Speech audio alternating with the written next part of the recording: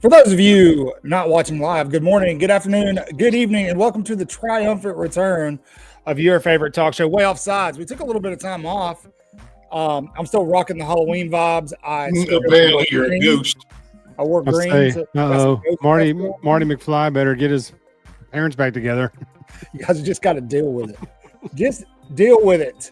Take the hoodie Somebody off. went in the timeline and interrupted your parents' meeting. Damn it, Chris. I told you to stop screwing the time machine. How is everybody doing? We already got some roll ties in the chat. Yeah. Before we go any further, because we took some time off, I think everybody's surprised that we're back tonight, and maybe they don't know. So we're relying Please on help you, us. Waaaay Offsides family, to do your civic duty and go tell everybody we're live. So do the thing. Everybody. Do it. Give us a thumbs up. Now. Subscribe, notification bell, like the video as Let the well. boy watch. Retweet. Go to YouTube and tell them, hey, We want it now. the greatest. Greatest might be a little bit of a stretch, but I'm going to stick with the word. The greatest college football show, and we talk about all things, but we're heavy on the Bama around these parts, is live, and you guys need to get in here. And Jeff already left. No. With me tonight. We had this conversation a minute ago about cameras. Do the hand thing. It's okay, You know. man. It's just technology. With me tonight, They just do I've whatever. got They just do whatever. There we go. fabulous, unfiltered Christopher, and then the ever so suave Jeff. You may be noticing that we're short a person. That is because while Bill Hancock, Prayers up for Bill. is off defending your country's freedom in the Caribbean for some reason, or he will be soon. So he couldn't make it tonight.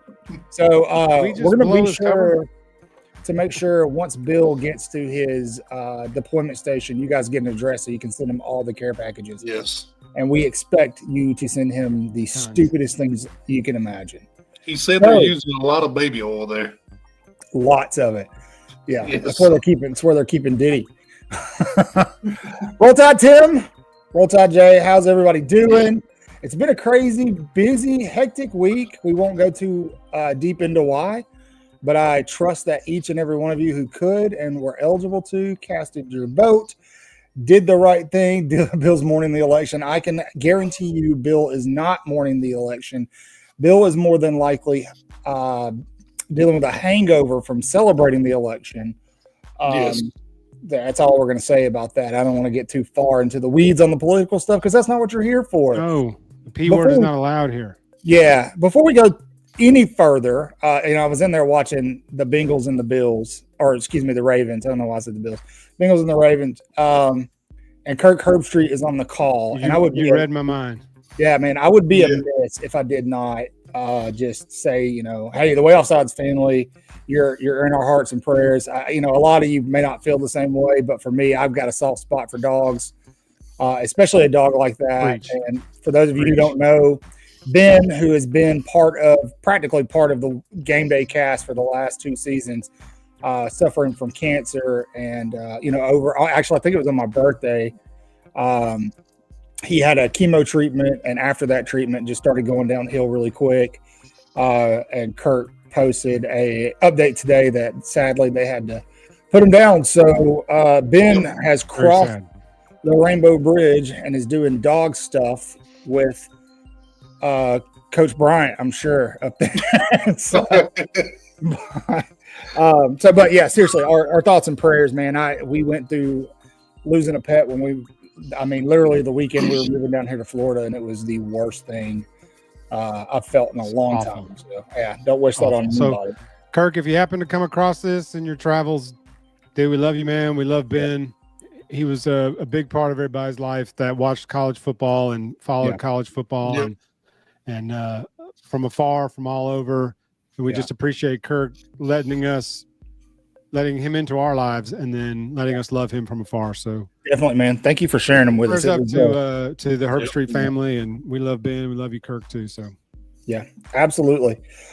All right, moving on, guys. The college football season's almost over. It's come and gone so quickly. Yep. And the first college football poll is out, and so Chad, I want to know, how are you feeling about the poll? How are you feeling about where Bama's positioned? Obviously, Bama's in a pretty solid position to where if they win out, they are likely going to be in the playoff. I'm a firm believer that all Alabama needs to do is make the playoff. I'm not worried about a national championship this year. If they do win one, fantastic, but I don't expect it. Everybody's 0-0 when you get in. Just get in. That's right. Yeah, I just want them in. I don't care. I think we're about to see some chaos in the SEC. Well, people are eating each other alive. We have been all season, and it's probably going to continue. Yeah, there's two games this weekend, and honestly, I think those games are make or break for all 4 teams involved. Well, let's talk about them. Florida State. Florida State's going to play spoiler now. While we're talking about Florida teams, Billy Napier, I'm going to refer to him as Napier from now on. Napier. Yeah, Napier. He will return to Gainesville next season. I was way wrong on that. I was we'll talk about that. He would make it to week 6. Well, they just want to see if he can do better in year 4 than Dan Mullen. So I think he can, and we'll talk more. We'll dive more into that here in a little bit. They were gonna beat Georgia Saturday. Yeah, Lagway stayed up. Lagway they were gonna beat. They Georgia. Stayed in it with that third string quarterback was awful. I mean, oh my gosh, he was like 6 of 25 or something like that. Yep. I mean, he was brutal. It was not good. If they would have had anything there. Big Ten underrated.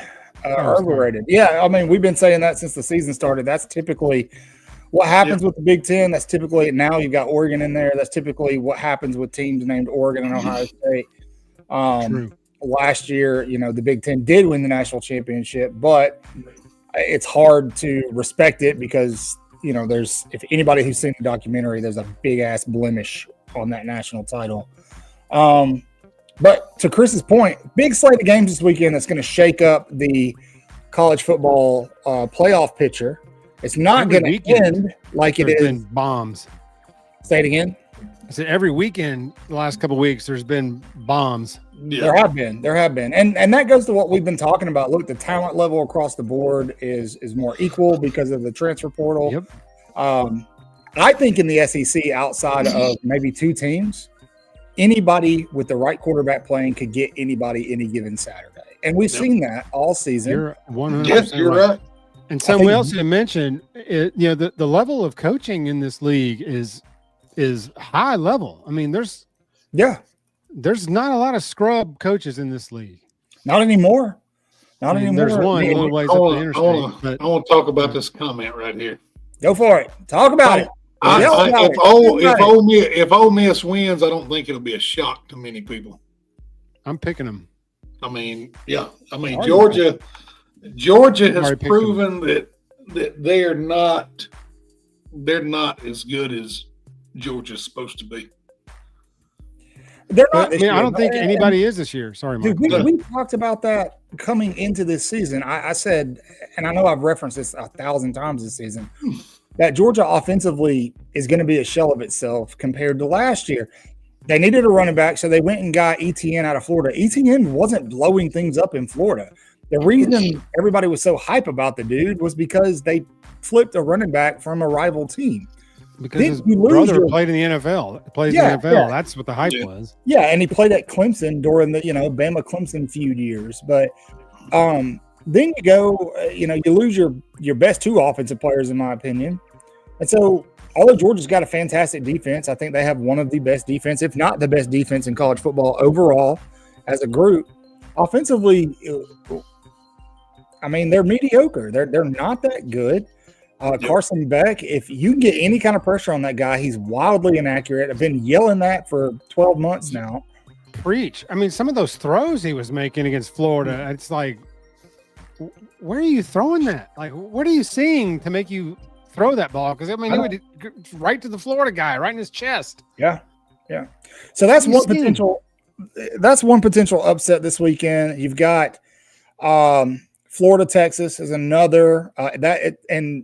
According to Billy Napier, it looks like DJ Lagway might be available for that game, contrary to what we thought when he went down in the Georgia game. Another potential upset, Miami, Georgia Tech. Don't close. Yeah, I get it. Cam Ward's legit, but don't sleep on Tech. One nobody's talking about. Upset. Doesn't really matter in the national picture as much as it did a few weeks ago. Clemson, Virginia Tech. Yeah. And then a sneaky good game Saturday that nobody's going to talk about, South Carolina and Vanderbilt. Yep. It'll probably be the best game of the week. Maybe. I want to get your opinion, guys. Somebody asked me this. They sent me a private message in social media. Who do we want to win that game and why? South Carolina or Vanderbilt? Vanderbilt. That's what I said. I said Vanderbilt every week. Yep. Yeah. I said the South Carolina already looks good because they've got that top 10 win, and we need to justify losing to Vanderbilt if you can. Bingo. Do that. And Bingo. Yeah. And I think it's justified. I think it's justified already. Vanderbilt is 6-3. Yep. That's justification already with multiple SEC wins and a legit. Yeah, they're bowl eligible. Like there's no shame in losing to this Vanderbilt team, and that's a good coach. It's a shame he's going to be at a better school in the next year or two.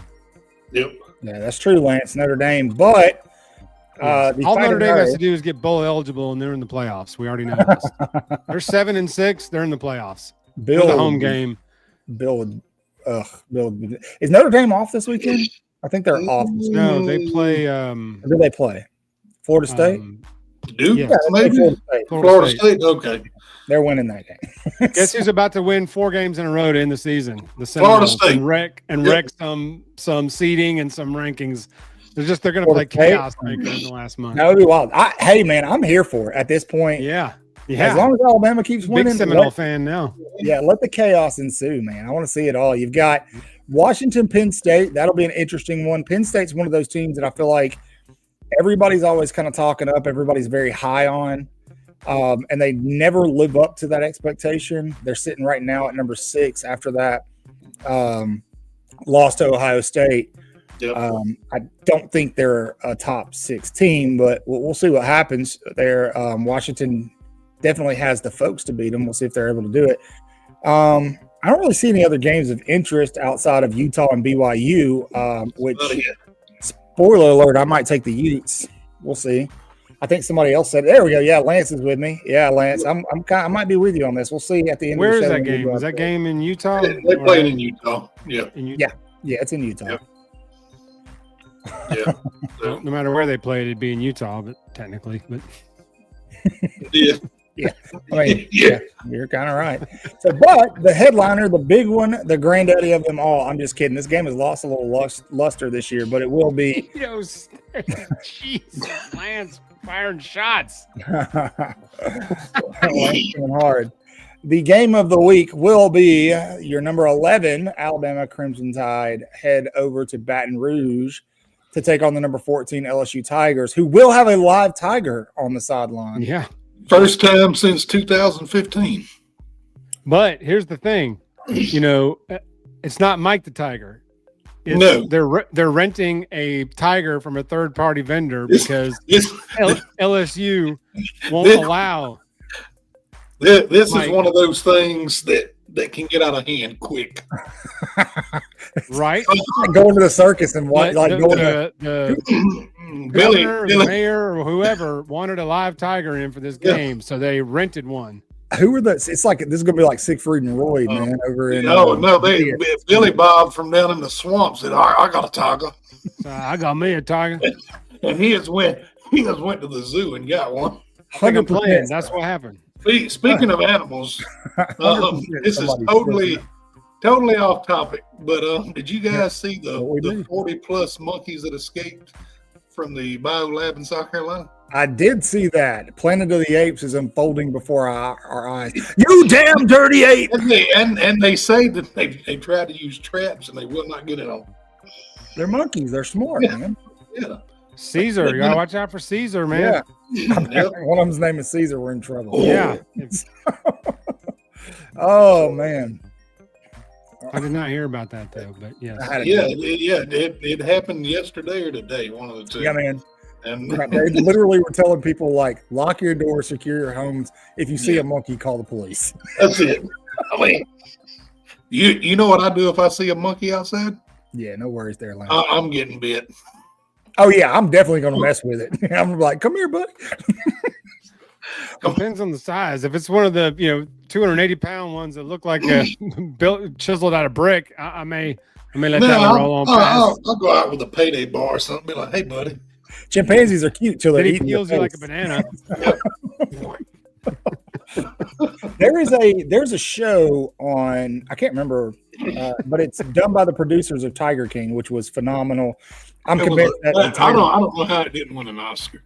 The Tiger King show saved a lot of lives during COVID. It did. It really did. It saved money. Some of us have still not financially recovered from this. Dude, imagine owning a zoo. Somebody's arm gets bit off. Your first instinct is to grab your EMT jacket. And then you come in and you're in your own gift shop. There's horrified children everywhere, and you're like, I'm never going to financially recover. That's what you're concerned about. I call for help. Oh gosh! Somebody got their arm bit off on that show. Yeah, man, Tiger King. Yeah, Have you watched Tiger King? I watched the first like two or three episodes. Keep going. Was like, well, the producer not into it. So have you watched The Wild and Wonderful Whites of West Virginia? Oh, that's way worse. Hell no. Yeah. Why would I watch anything with a name that long? I'm already checked out after the fourth word. Pardon him, Lance. Pardon, actually, keep that dude in jail. Yeah, isn't he in prison for murder or something? Well, it's something, I don't know what it is. And that person kept working there with the Tigers with one arm. And and he had a guy that didn't have no legs. It was Dane. It was horrible, man. And feeding them. They went and got like. Do you remember they went and got in the dumpster to get old food to feed the Tigers, old meat? One of the guys they were feeding it to the workers too.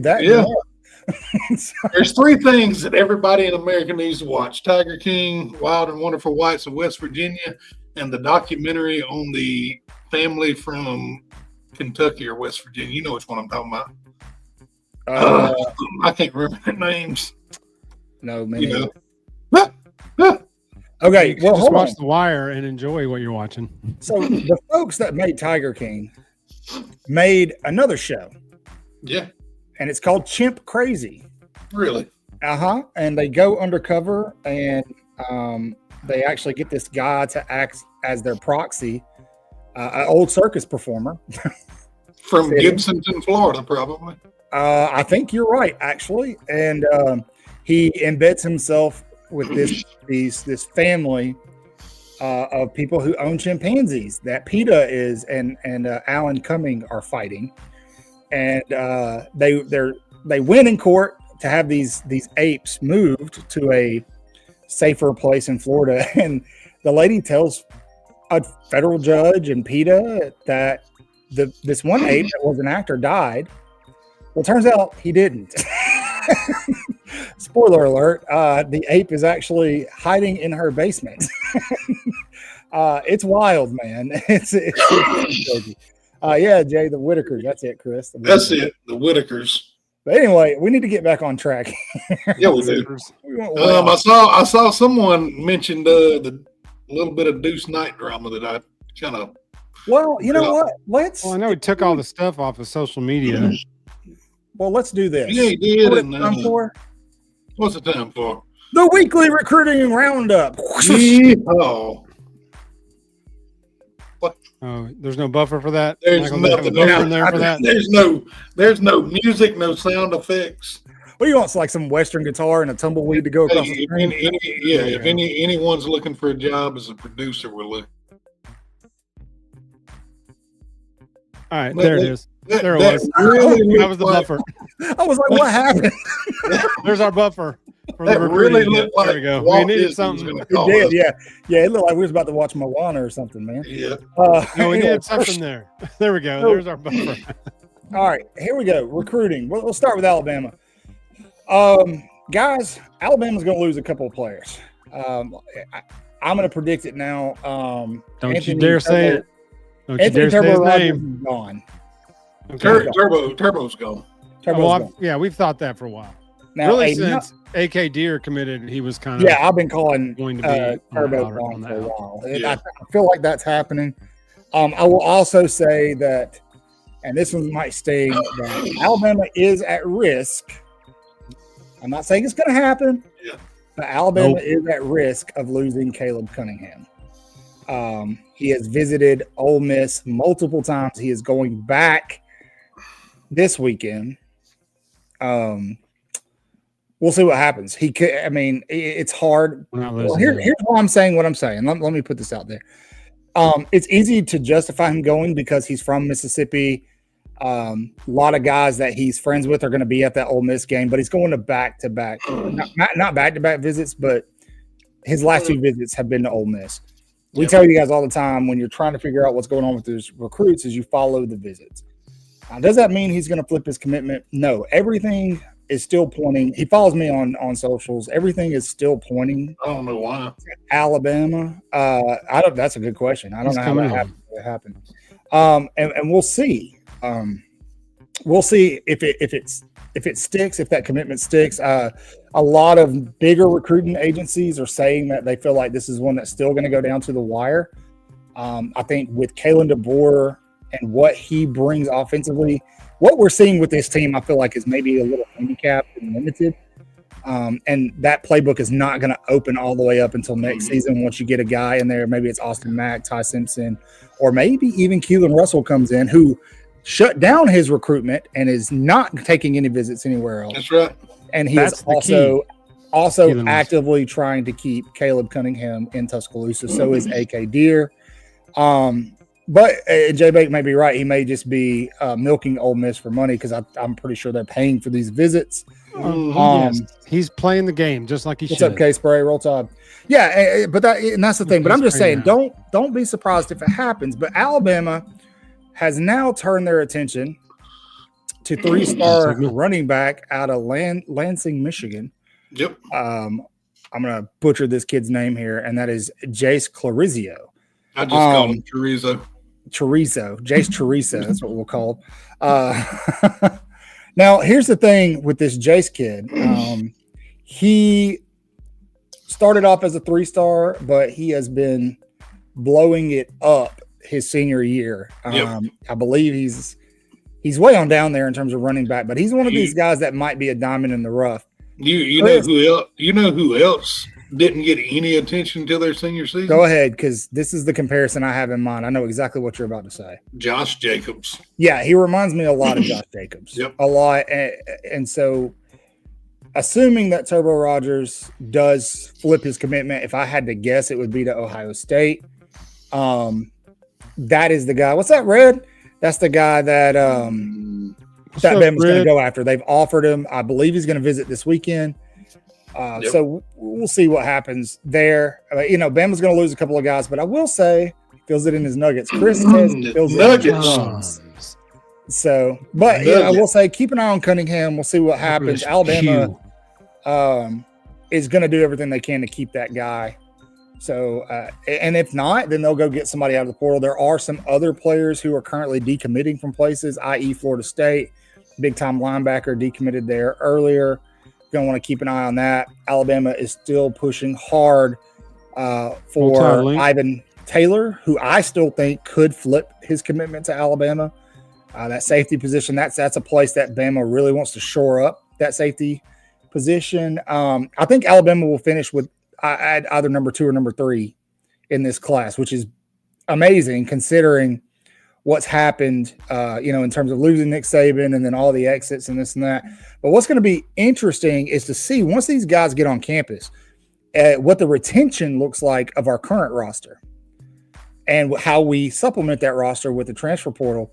And once Kalen DeBoer and Shep and Nick Sheridan, assuming all these guys stay, get these pieces of the puzzle where they're supposed to be, that offensive product next season should be better than this year. And then we all know what the defense is going to look like next year.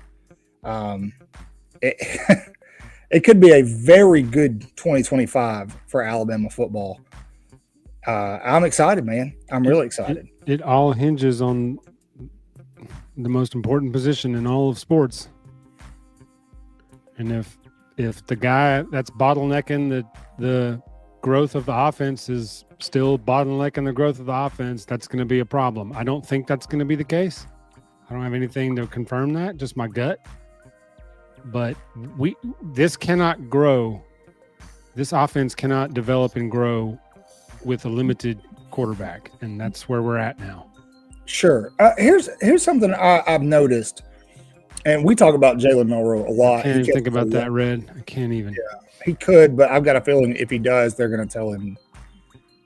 That's my thought. Is respectfully, you got one more year to play. You probably better play in an offense more suited to your strength type conversation. Yeah. Lance, we've got the big man. His name is Caleb Odom. We're just not using him right now for some reason. Yeah. We have a burner. His name is Ryan Williams. The problem is he's being doubled up every game. You know why we're using him? It starts at the point, the trigger man. Yeah. Yep. So here's the thing about Jalen Milroe that I think I've come to a conclusion. I think Milroe, I have some suspicions, but I won't share these on here. You guys know what I'm talking about. I know what you're talking about. But I think Jalen Milroe might be an overthinker. I don't know where that stems from, but I think he is at his best when he is not being coached on what to do every play. if you watch Milroe when he plays freely, like he did against Georgia, that's the Jalen Milroe that we all expected to see all season long. When coordinators and coaches start getting very technical with Milroe, when they're coaching him up a lot on the sidelines, it's almost like he gets in his head and it's just too much information. He can't process it, and it reflects on the field. You could see it. And so what does he do? He just shits down to his first option, whether it's covered up or not. And that's happened a lot. They've got him reverse, doing his checkdowns in reverse. Mm-hmm. He's really running back first, and instead of read running back check down, he's looking at his check down first. I saw that on the breakdown of the South Carolina game by the unofficial UA coaches. Speed. Shout out down. Coach Doe. Yes, go Doe, baby. That's the best breakdowns going. But he pointed that out in that video that he was reversed his reads, reversed his checkdowns. It was interesting watching it, but when he throws to the running backs, good things happen.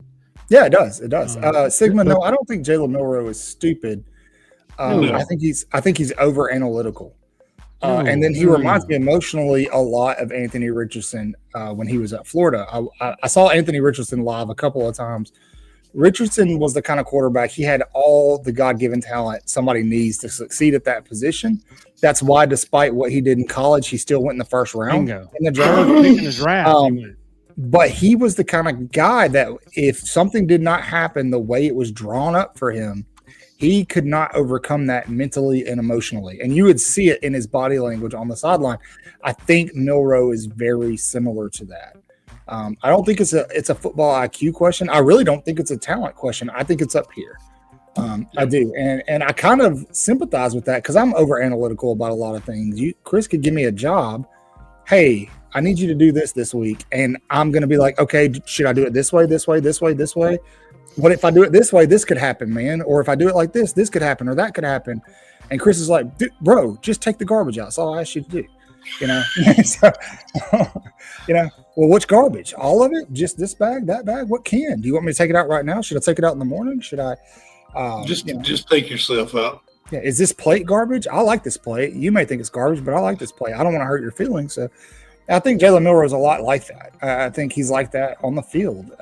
And that's why I'm saying if he's not overly coached, and he's able to kind of play free, that's when he performs better.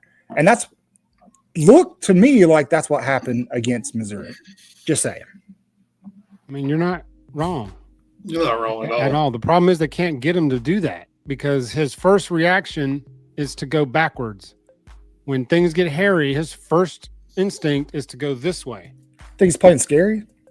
No, I just think he thinks he's a passer, and so he goes this way so he can instead of like trying to drop. Yeah, I got instead of going this way and saying 1, 2, it's over, I'm out. I couldn't. But the thing is, there's a lot of.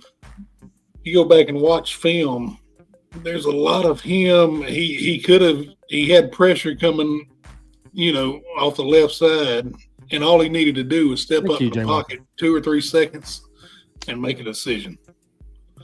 Instead, what does he do? Every time he feels pressure, he drops back and rolls right. And guess what? Every single defense knows that, and they're going to eat him up.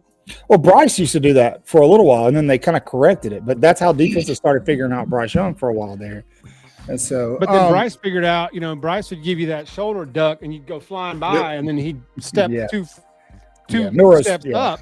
And even he didn't run like he should have, but he would step 2 steps up to throw. But Millie, he goes backwards, and it's infuriating. You can't go backwards. Nothing good will ever come if you go backwards.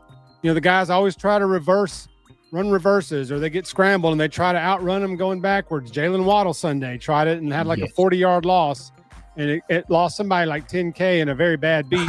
They had Tua at like 243 plus. It was like a 30-yard loss on the pass play, and he wound up losing them.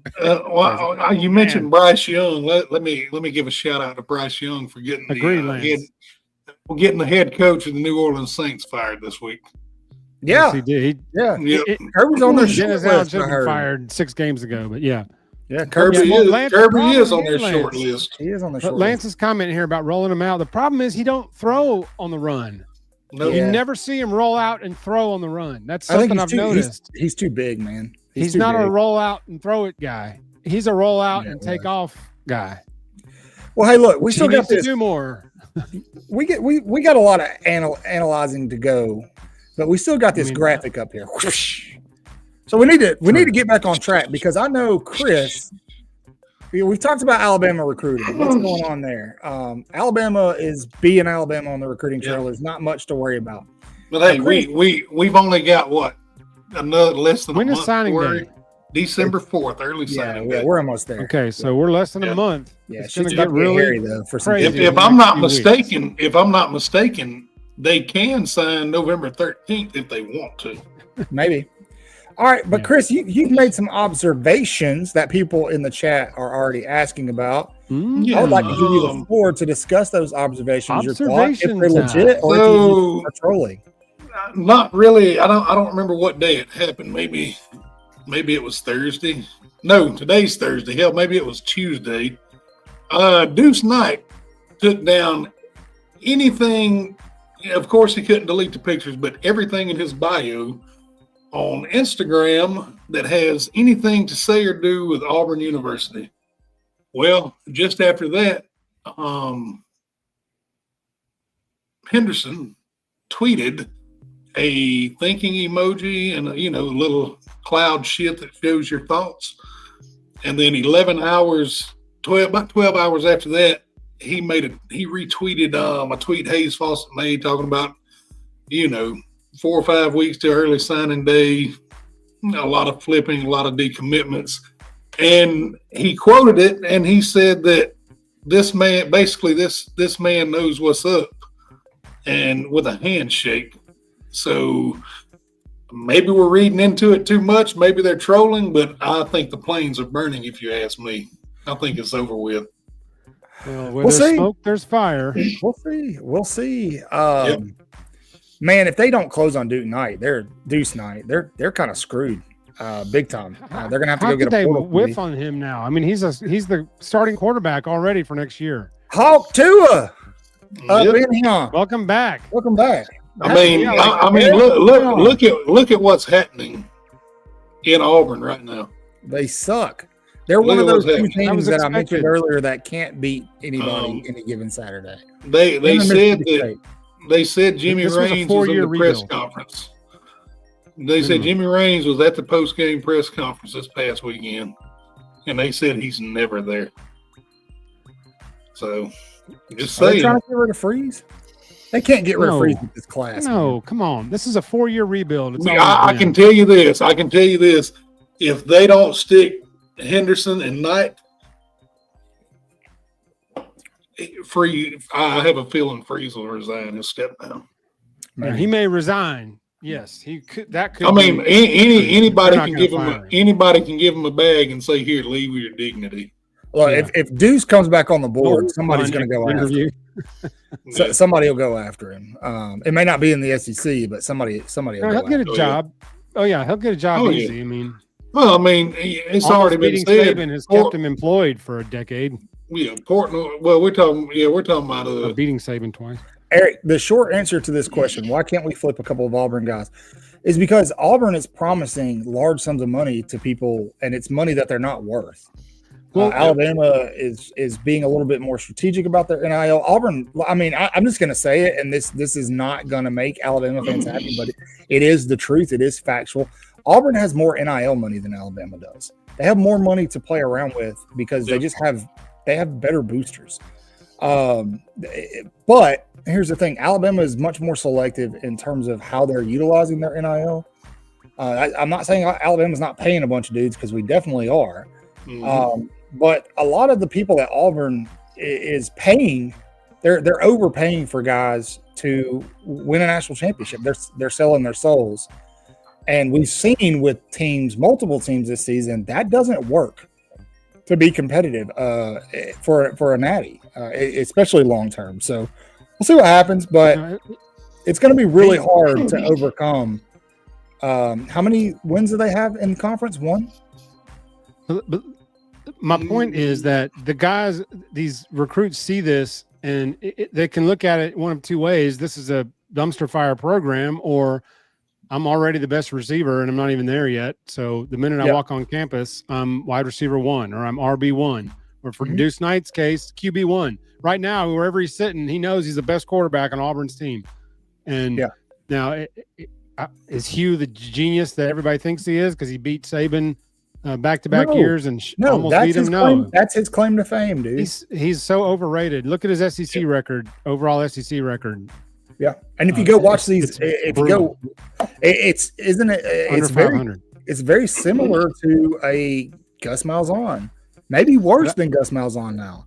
Yeah, but if you go check out these boards, off what Eric said, why can't we flip any? I think the reason is because some of these guys don't want to compete. Some of them want to go where they can walk in and be in the top 3 depth chart. And at Alabama, you cannot do that.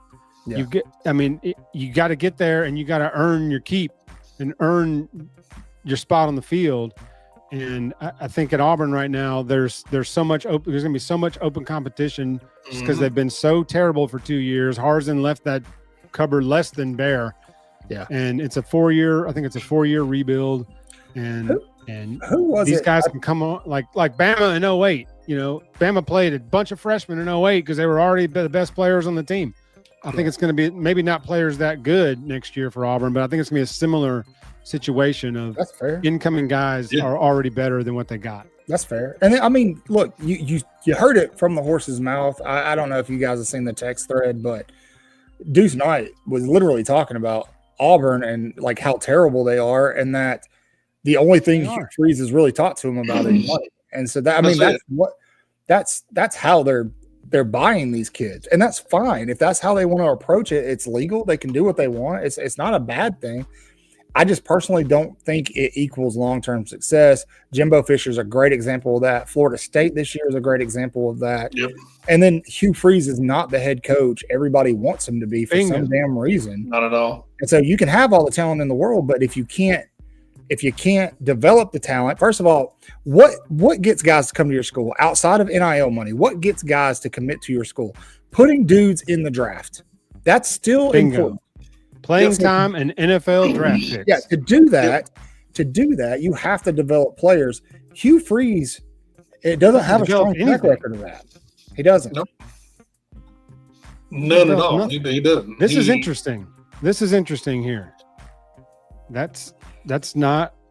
You know, I wouldn't be surprised. You know, we talked about the potential. You know, there are so many people gunning after like a Caleb Cunningham. If we were to lose a 5-star like that, I wouldn't be surprised. You got to think Ryan Williams is probably very close with both of those guys, and so I'm sure there's some chirping, and we know there's tampering going on, and it may not be legitimate tampering, but these players talk to each other. They've all played together for years, decades, even some of them, or at least a decade. They know each other. They talk, and so I wouldn't be surprised if Keelan Russell is in contact with these kids, or Ryan Williams, or hell, maybe even a Jalen Milroe or somebody like that going, hey, come on over. Yep. We'll see. It'll be interesting because I do think Auburn's going to lose a lot of their current talent. And I think this is going to really piss off Auburn fans, but I think they're going to lose a lot of their defensive talent to the portal once the season wraps up. Because I'll say this, Auburn's defense is really good.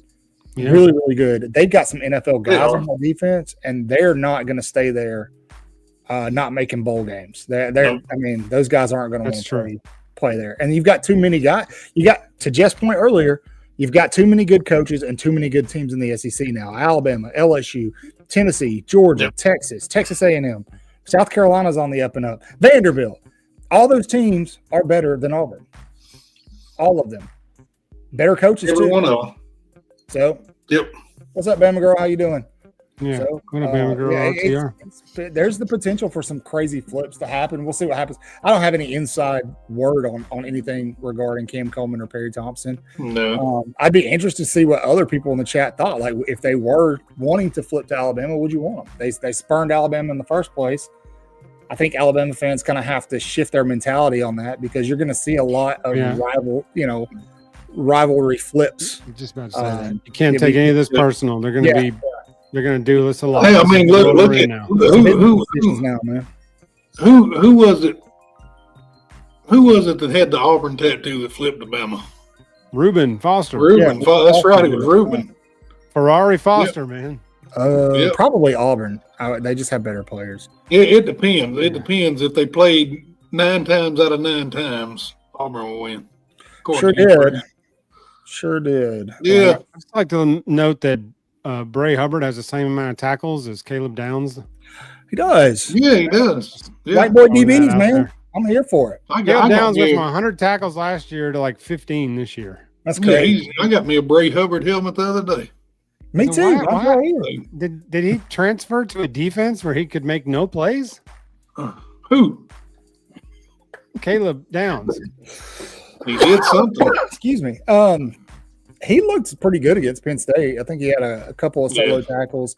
I think he had that one big tackle on 4th down, or maybe it was a goal line stand. But I will say something very interesting. I've watched Ohio State off the screen last year, and people are starting to talk about it. Ohio State secondary gets away with a lot. Yeah, they do. A whole lot. And Caleb Downs is very, very handsy this year. Mm-hmm. Jay Walker, we'll see, man. But anyway, we got a big slate of games, like I said, highlighted by Alabama, LSU. And I'll be honest, right now, today, sitting here, I don't really know how I feel about this game. Alabama traditionally plays pretty well in Baton Rouge. I believe we have a winning record there. Kalen DeBoer does not. He's yet to play. Well, let me speak some facts about this LSU Bama matchup. Give it to me, baby. In election years. Oh hell, here we go. Go ahead. I know where this is going. Every year, and I'm not bringing politics into it. I'm not supporting either side. What I'm saying is every year that they have played, every election year, when the Democrats put a president in office, guess who wins? Bama. Yep. When they put a Republican in office, guess who wins? Bama. I'm just kidding. LSU. Except in 2020. That was a weird year anyway. No, was it? No, not 2016. That was not so weird. The Democrats had majority vote. Was that the Mettenberger game? I think so. Where he's crawling off the field. We beautiful. Busted his ass. Yeah. But there's going to be keys to this game for Bama to win it. Well, I want to get into that, or unless you've got some keys. Oh, I got some keys. The front seven's going to have to be tough. Well, there you go. To Eric's point, this game's going to be won in the trenches. Our front seven on defense is going to have to make Nussmeier move around. We're going to have to score more points than them, or there's really, or we're going to be in trouble. Yep, it's true. Yep. The keys of the game is Milroe's right leg and Milroe's left leg. That's the two keys of the game. Well, I do like what Chris just said. Well, let's look at it defensively. I do like what Chris just said. We're going to have to move Nussmeier. You can't leave that dude is a very crisp pocket passer. You leave him in the pocket, and he's going to burn everybody. If we let Kyron Lacey loose over the top, we are in big trouble. Yeah. Kyron Lacey's running down the field 3-4 yards clear. It's over with. Insert young cornerback's name here. Then we're in deep trouble because Nussmeier don't be overthrowing those guys by 6 yards. No, not at all. It feels a lot like the Tennessee game 2 seasons ago, where Alabama, you feel like they should win on paper, but the deeper you dive into the game, you're like, it might not be as easy as we think. That's that number 86, that the receiver is number 86. I think his last name may be Taylor. He's a big guy. And our guys are tight end. Mason Taylor. That's him. Our guys are not going to. Yeah, they're not going to beat him one-on-one. Yeah, he's the one that ran out of bounds and or he did something caught a pass 2 years ago. Then he caught the winning pass in overtime, but he did something at the end of the game where he stepped out of bounds or something, or maybe that was I can't remember. I may be getting my years confused, but I thought Taylor did something and they awarded him a catch even though it wasn't. Well, here, let me go over some numbers. Oh, Lord. Please no. Anytime he trots on the field, Lance, I get heart palpitations. We'll put him on our taser list too.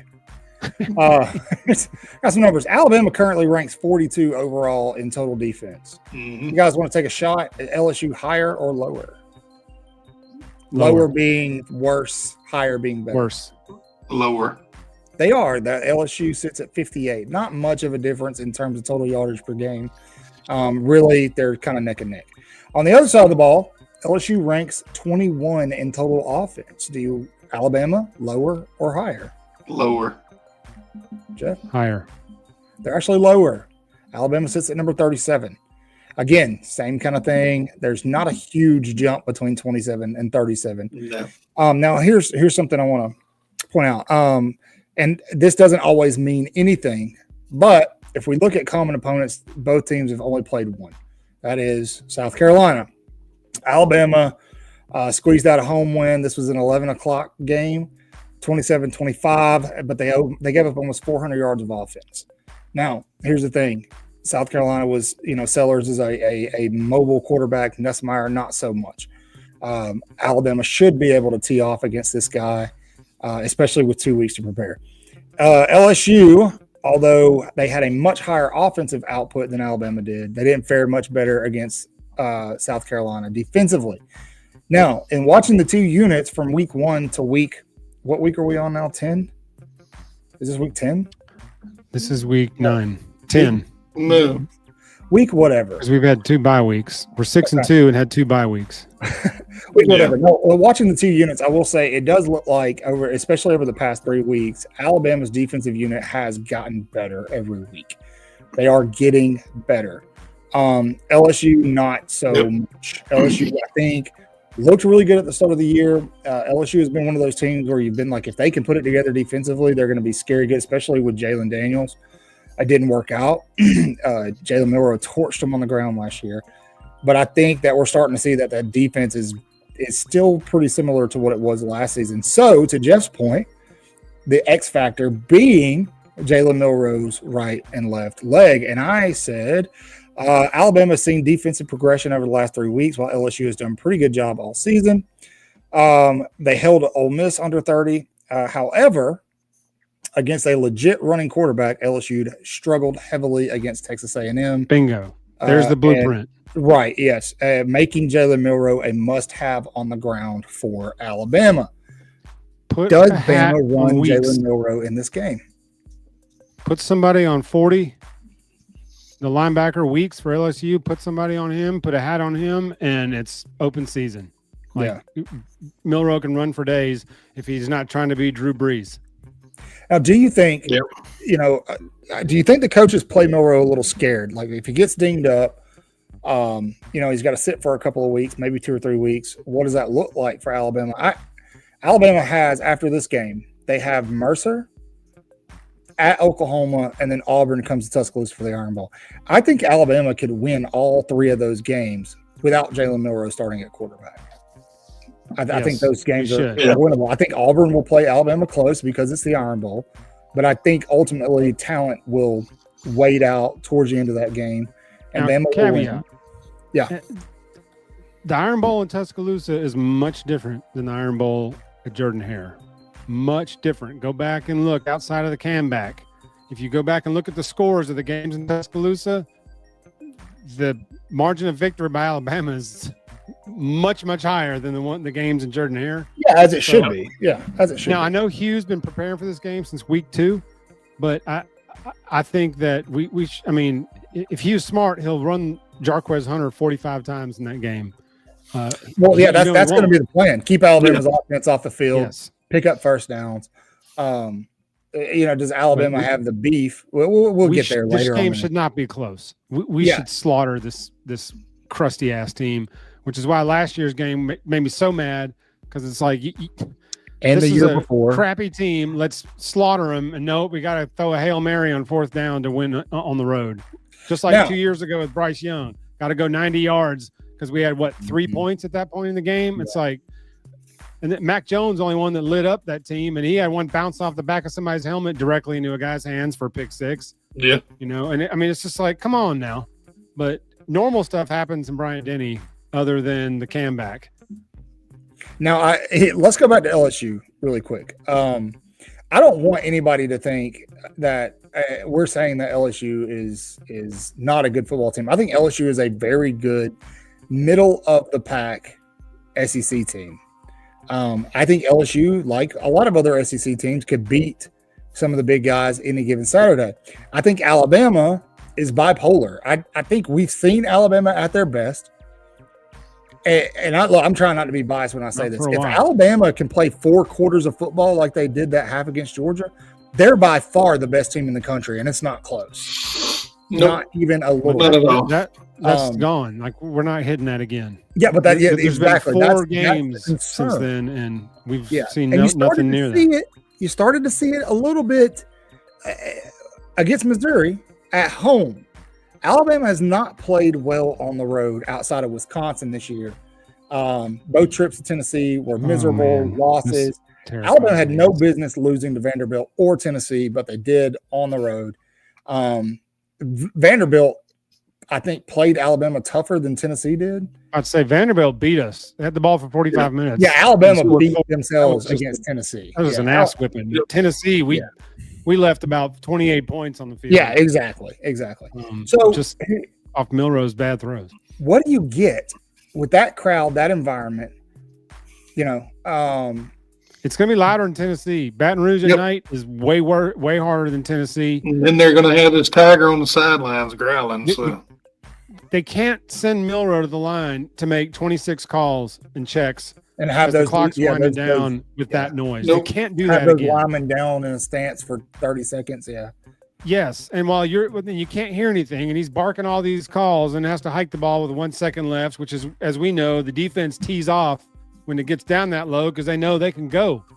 It's almost like telling them when they can take off. If you wait till it gets down that far, it's like when we want to bleed clock, we're going no huddle and snapping it with 20 seconds. But when we're needing to get into some rhythm, we're standing there barking out all these checks and calls and protections and all this stuff as the clock's winding down for 35 seconds. And then we got to hurry snap it, and it's a 1 yard gain up the middle. Correct me if I'm wrong. We ran a hurry up that first half against Georgia, didn't we?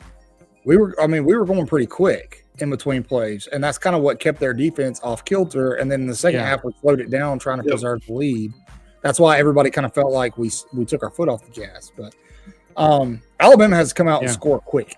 If Alabama comes out and they take the possession, or LSU defers to Alabama, and they go 3 and out on that first drive, that is going to be hard to overcome. They're going to pass on first down. And we have to control the clock. Y'all listen to me now. The first play of the game will be a pass play. You can friggin' it. Yeah, we did lead 10 points in the field versus Vandy. You're right. But it's hard to say that Vandy got lucky when they hung 40 and had the ball for 45 minutes. Yeah, and we couldn't stop them. We couldn't stop Pavia anytime. Couldn't stop anybody. Pavia is the real deal. People can make fun of us for losing to Vandy all they want to. That is that is not Vanderbilt football. If Jalen could play like Pavia, if he has to improvise, that's the difference in the two. Is you see what Pavia does when he has to improvise. Yeah, and it's way different than when Millie does, and that's the thing. If we could get Millie to be able to improvise like that, he's way more explosive than Pavia ever thought about being. Quarterbacks in recent history that had to improvise, who was the best? Bryce Young. Bingo. Yep. Bryce Young. And he got even better in the clutch moments. He was even better. That's true. The Georgia championship game, national championship game, notwithstanding, when you're down to your third, fourth, fifth receivers, and he's going airmail at the end of the game, just trying to, try something. We ended up not having the best game, but he put a lot of balls on the money in that game that did not get caught. Yeah, but he had a beautiful game 4 weeks before that in Atlanta. Yep. And Tua, Tua was pretty good at it too. I think everybody remembers that play where he came off the bench in the Vandy game and threw that touchdown. Oh my gosh, should have taken a sack and threw that one touchdown. It was beautiful. Dude, it's like, I love the Nick Tater, but like Tua, the shit story. long before the second half of that national championship game. Yeah, he should have. But I get it. Nick Saban. That supports my argument that Saban threw the 17 Iron Bowl in Jordan-Hare. But yeah, we can do a whole show on that. It's possible.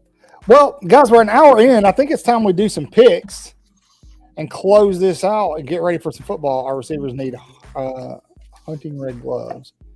Wait a minute, no one sees them.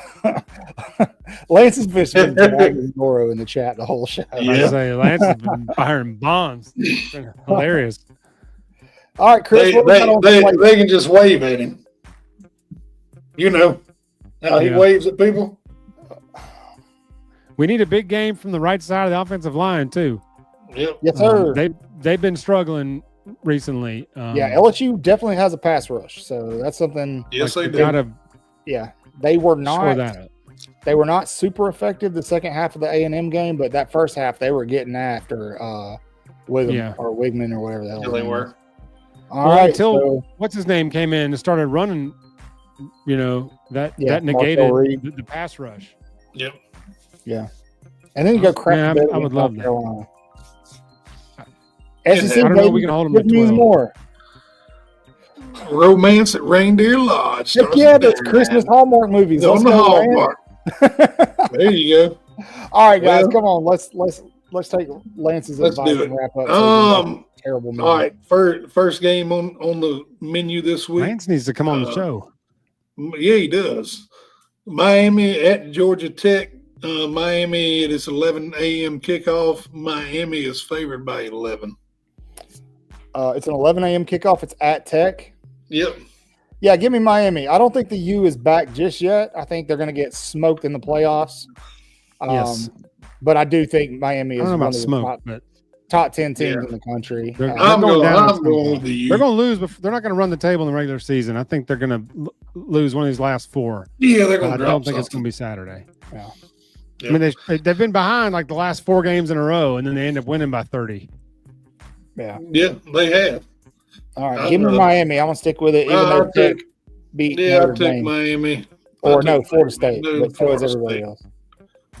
All right, 11 a.m. kickoff. Florida at Texas. Texas favored by 22.5. I think this game's going to be closer than everybody thinks. I think DJ Lagway will play.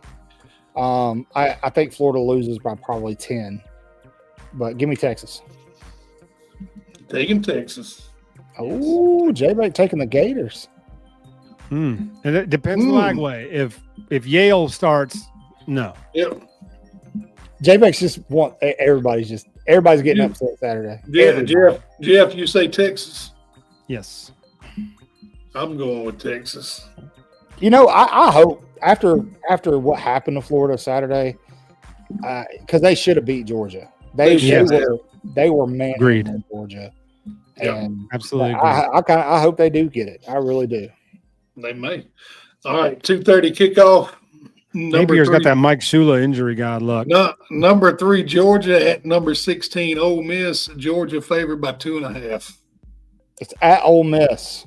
Toddy all night. Oxford's going to be bumping that afternoon since Lane didn't get his night game. He's pissed off about it. Yep. No, man. Lane Kiffin has a history of doing this. It used to be Alabama. Ole Miss gets hyped up. Alabama comes to town, beats the brakes off of them. It's going to be Georgia to do it to them this year. Give me the Bulldogs. How about you, Jeffrey? I'm taking the Rebels.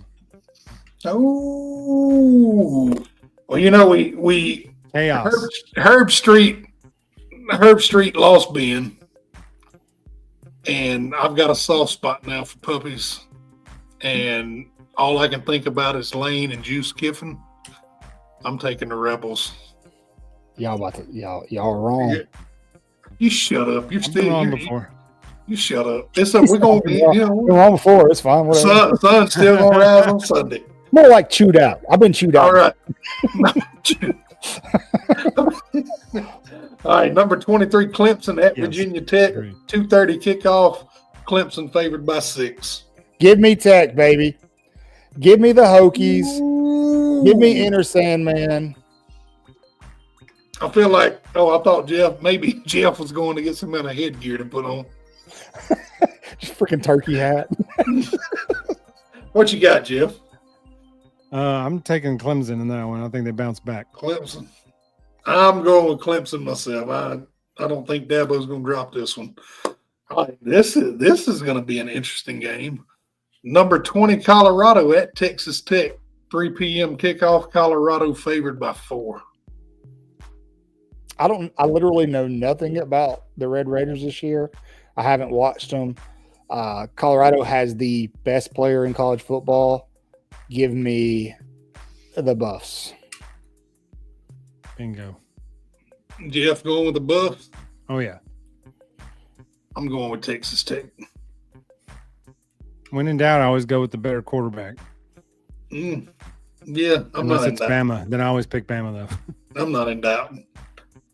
3:15 kickoff in Nashville, South Carolina at Vanderbilt. South Carolina favored by 4.5. I already know anchor's down, baby. Yeah, I'm bought in, baby. I'm bought in. I'm a believer. I went and bought me a Vandy jersey. Did you really? No. Oh. I'm taking Vandy. I am picking the I'm taking Vandy. I was wondering what this meant. RR. I was like, okay.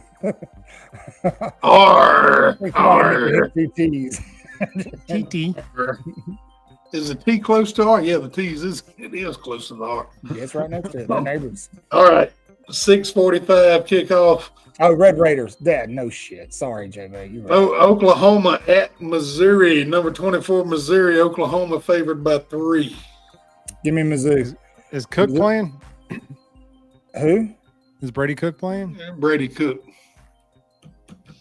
Oh, probably. Yeah, give me Missouri. Either way, dude, Oklahoma has 0 wide receivers. I'm going with Missouri. Plus, that's I in Missouri, right? Win. That shutout looks better if Alabama, if Missouri scores some points. So give me Mizzou. Jeff, I agree with Eric. It depends on the QB, but it does. Gotta go Mizzou. Jeff, I forgot to talk to you about our fantasy football this week. Game that I smoked your ass in. I'm not familiar with who you're speaking of.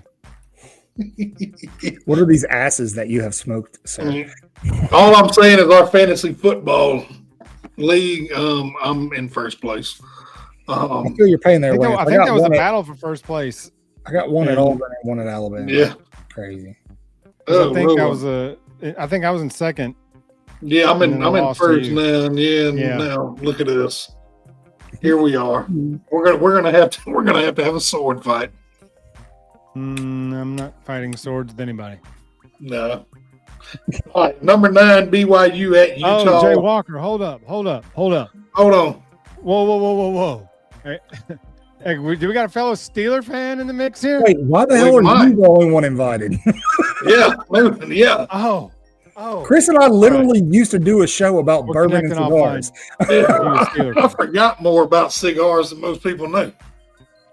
Yeah, I don't care about a brown dick in What up, Kangaroo Black. KB. Hey, y'all go check out my dude KB. KB. Guy's got the most lit show on YouTube. I love it. Thanks for hanging out with us, KB. We love RDT. You. Damn time. KB. All right. Hit up Cotton offline, KB. We gotta get you on. Yeah, for real. Yeah. Hit us up, man. We need to get you on. So we can talk. There are some guest host opportunities coming up. Yep. Sorority dude's killing me. I wouldn't let mine join a sorority, man. That's too scary. I don't blame you. I'm not ready to be a grandpa. You know what happens in those houses, don't you? Easy. It's Lance's daughter we're talking about. Easy. Hey, I'm just saying. No, it was my daughters I'm talking about. Yeah. Oh, Jay Walker's right outside at Crisior. I call it Heinz Field still, but that's man. What do we? How about this? Can I tell you guys something? Yeah, go ahead. Help me out here. So I ain't coming to Pittsburgh. I've never been super big in the NFL. I watch it. It's always been hard for me to buy in. Being from Alabama, there's no pro team there. But now that I live in Florida, there's 3 pro teams here, and everybody here is big into the NFL. And I am trying to adopt an NFL team. All right, sweet. Yeah, we'll do, KB.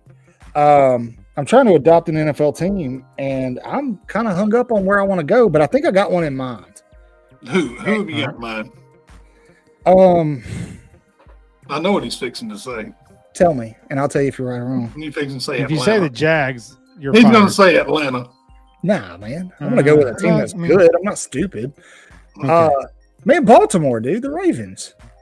But you're not. No, you're not in Baltimore. So, my grandfather come on the show. The Steeler fans are talking about the Ravens. And I love Edgar Allan Poe. He's like, I'm surrounded. You know, he acts like he's in Florida and surrounded by people from Tampa Bay. He said pick the Jags. No way I'm picking the Jags, man. They suck.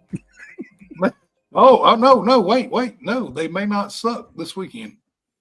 No, Trevor Lawrence is making a business decision. He's not playing. Mac Jones. That's it right there. I moved to Florida. Go Ravens. I don't know what I'm doing, Ravens. I'm here for the Ravens. Well, that's like damn people in Alabama cheering for the Steelers. I mean, that's nowhere near like that. Just a little. Steelers are. Oh hell, 6 rings, baby. He's like, I'm closer to Pittsburgh than he is to Steelers Baltimore. got 6 rings, man. Yeah. Ravens got Jack. I'm surrounded by Saints fans. Surrounded by miserable. Yeah. Well, there's always room in Sixburg. You know, 6 as in 6 Lombardi trophies. There's always room in Sixburg for you, Cotton. So if you want to be lame and go with the Ravens, that's cool too. I really like. There's some Bams. He's just saying that because Derrick Henry's running for him. That's true. It's a good reason, though. No. If there's several Bams on the Ravens, there's a few Bams on the Steelers too. If you're following Bams, go the Eagles. They got like 7 former Bama players. Yeah. I would have gone like Philadelphia or something. But a freaking hardball, dude. Oh yeah, I forgot about that. Never mind. Disregard. All right, moving on. Right there where he said tailgate starts at 7. That's why you have so many great videos from outside stadiums at NFL games. 7 because the tailgate. The Bills are a fun one to follow. Bills Mafia is like no other. We struggled. They be choke slamming through tables during their tailgates. We don't like getting out of bed at 7. We struggle to fill a stadium for an 11 a.m. kickoff, man. You talk about real. Man, you getting these NFLs like Buffalo where there's literally nothing else but that 40, team? Man, my knees hurt. I can't afford to go to an NFL game. I can't afford the tickets. It's insane. Yeah, they're pricey. We're way off sides. Yeah. Here, number of the show. Number 9, BYU at Utah. He said the thing. Oh, sorry, Utah. Give me the Utes. Give me the Utes. Somebody's got to have some balls and pick an upset. Give me the Utes. I can't do that one. BYU. You going with BYU? I'm going with the Utes. The Utes screwed me already once this year. It'll be okay. And the one everybody's waiting on. Well, hold on. Can we pick? Let's blindly pick Indiana, Michigan for Eric here. Let's do it. No spread. I don't know what time the game is, where it is. Indiana. Give me Indiana. Where's the game? Hold on, I'll find out. Indiana. I'm picking Indiana. I don't if it's in Michigan, yes, they have a chance to beat Indiana. Thank you for that. Is it in Michigan? I feel it in my plums. Are we sure about that? If it's in Michigan, Michigan has a chance. If it's in Indiana, it's in Indiana. It's in Indiana. No chance. Bluish hue. Okay, give me the Hoosiers. All right, Chris, the big one, the great daddy of them all, the big one, century number 5. Bama at LSU. Bama favored by 2.5. 6:30 kickoff. We all say Bama. Do we? We all say Bama. You ain't coming on this show picking somebody else. Let me ask you a question. And this is I'm asking this question because I saw it posed by somebody else in the media. And I thought it was a really dumbass question, but I'm going to ask you guys anyway. Who needs this game more, Kalen DeBoer or Brian Kelly? Kalen DeBoer. Really? I think Kalen DeBoer does. Kalen DeBoer at this point has to make the playoffs this year. Why? Because the fans that are dumbasses will uprise. He needs to go somewhere. Nick Saban. I mean, to hell with that shit. I'm tired of seeing. I'm tired of. We've had this conversation. Reverse though, as Michael was going, hey, I don't know if he's the guy for the job. It was like week 4. Whoa, what? In a group text in one of your meltdowns during a game, you're like, I don't think he's the right guy for the job. And I was like, whoa, calm down. I have a bad memory. Y'all don't be taking advantage of that. Did that really happen? Yes, it happened. Oh, I was. There are 3 other witnesses on this group text. That I'm just so tired of hearing texts people are easily manipulated nowadays. Show me the evidence. I know that texts in the flesh in the middle of a frustrating game aren't always. Which game was it's almost like being drunk. Nothing speaks truth. Yeah, I don't know because we get some shit like that every game from you. No, man, I've been solid this year. I've been real solid this year. Okay. Even Jeff said on a show not long ago how you guys were exaggerating and that I was the voice of reason in the game. Yeah. I think it was the South Carolina game. I've expected more outlandish meltdowns from you, Michael. But if Nick Saban was still the head coach, you would get him. You would get him. Yeah. Because my expectations would be much higher than they are. I think had DeBoer not lost to Vandy and maybe lost to South Carolina, there you go. Maybe lost to South Carolina and Tennessee. In close games like that, you could almost say, all right, if he goes on the road and loses this one, not a big deal. But losing the road to Vandy, losing the road to Tennessee, he's got to win a road game. He can't be 0-3 in the 2 big road games plus. Vandy. Yeah, I'll also say this: you lost, like you said, you would have lost to 2 of Alabama's biggest rivals. Yep. And look, I get it. Auburn's not that good this year, but you better believe they're going to play lights out. Pat Thorne's going to turn into Tom Brady in the Iron Bowl, and so you have the potential for him to get swept by all, every rival. And so, yeah, I'm with you. So he's got, man. Brian Kelly's like he's Mr. 10-4. So if he loses Saturday, it'll just be the loss number 3 on his path to 4, like he does every year. I also think that for them to make that final run at holding this number 1 class together. I'm not saying that losing to LSU would be detrimental to that. I am saying that winning to LSU might secure it. Hold on. Wait a second. What? I found it. Jay Bake wanted to see pictures or it didn't happen. Shit. Oh, you're done, Michael. Right. Sorry. We got you, Bubba. Let's see. All right, it's been a good show. No, let's see. Hey, come back. Let me. Let's you see. Can't read that. Say it doesn't say anything. That's says, clearly good doctored. God. Michael. Hey, wait. Hold on, wait. Let's see. Where is it at? I don't see a damn right there in the middle. DeBoer isn't it. Right there. DeBoer isn't there. It it is. Oh, good God, Michael, chill. Oh, wow. Wow. That's okay. I like to keep receipts. Or you just don't clear text messages off your phone. That's it. That's all right though. Those are in-game feelings. I don't count those as real, truthful feelings. Turn down your damn bright things. Hey, I've fired Nate Oates like 6 times in the last 5 years. Okay, and he's the best coach we've had in ever. Speaking of Nate Oates, we have a basketball show in the works for you guys. Jeff doesn't know that. He hasn't been privy to that talk, but I'm sure he knew it was coming. Better be, because I'm a basketball guru here.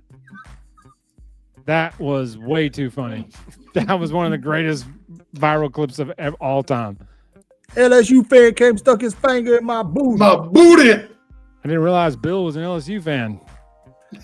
Oh, old stank finger. Thanks, He's still at large, Bama fans. Mind yourself this weekend. Better cover your booty. We don't know where Bill is. Yep. He's out there assaulting anuses. And yes, Eric, Brian Kelly will be on the hot seat, but the game is more important for DeBoer, I think. Molesting male holes.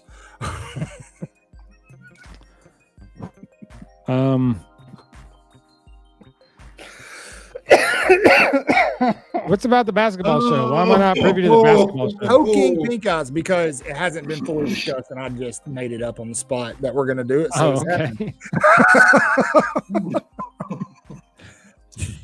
Friday night basketball we got against Hogesine and Arkansas State. He's thinking about Bill. Sorry, he's thinking about Bill being the anal assassin. The anal assassin. The rectum ranger. The butt pirate. Oh, we can't say butt pirate. That means something else. Bill sent me a whole list of these, man. You said that's what you were that night you dressed up. I'm about to hold on. I'm trying to find this list from Bill. Oh, the list that Bill sent of what he actually really good. All of the. Okay, we've got the ass assaulter, the buttock bandit, the fecal felon, the rectum renegade, the backdoor brigand, the booty looter. That's good. The gluteal gangster, the haunch hitter, the rear end raider, the fanny forager. That's my personal favorite. Tail toucher, derriere destroyer, posterior plunderer. No, I'm not saying that one. The muddy marauder. the caboose crook, the cheat criminal, and the seat stealer. He's still at large, Bama fans. Be careful out there this weekend. Oh, did he? I'd like to thank everybody coming to the last show ever of Waaaay Offsides. Bill is defending your freedom. He is. Bill has been deployed. Yes. Hey, speaking of that, did Bill send you guys anything before he left? Okay. Some in my mailbox. Wait, you didn't get it? You didn't get one? What? Tell me what you got. Was it the coin? Yeah. You ever see that office? Oh, yes, I got a coin. That thing in Michael's office? They didn't know what it was? Michael's like, he's like, you mean the thing? Like, I got real jealous real fast. The thing that Todd Packer left in your middle of your garage. I had to pull my carpet up and everything. Crazy. That's good. Oh, Bill, just a tip. All right, guys. Thank you for joining us. We will be here Saturday after football is played. I know we say that a lot and sometimes don't show up. We're going to do a better job about that. Our monetization. We apologize that we haven't been here in 2 weeks. Yeah, we honestly, I think we all just needed a little bit of a break. So more content is coming. We also remonetize on the 14th of the month. So yay, that'll be fun. But as always, before we go, please like, subscribe, share, comment, like this specific video, hit the notification bell so you never miss a live, a short, an upload. If you are on Twitter, we're very active there. You can find us at Waaaay Offsides, Cotton, Waaaay Offsides, Jeff, Waaaay Offsides, Chris, and Waaaay Offsides Bill. I have talked to Bill about the political stuff so many times that he doesn't need to post it under our brand name, but he still does. So just mute him. It's fine. Chris and I are on TikTok as well under the same usernames. We'll be doing some lives there coming up soon. Yeah, so that's about it. We appreciate each and every one of you. We absolutely adore you. As always, say your prayers, read your Bibles, wash your hands. Be Auburn and LSU and Tennessee too. Horns down. Rolleth Tide. Roll in that.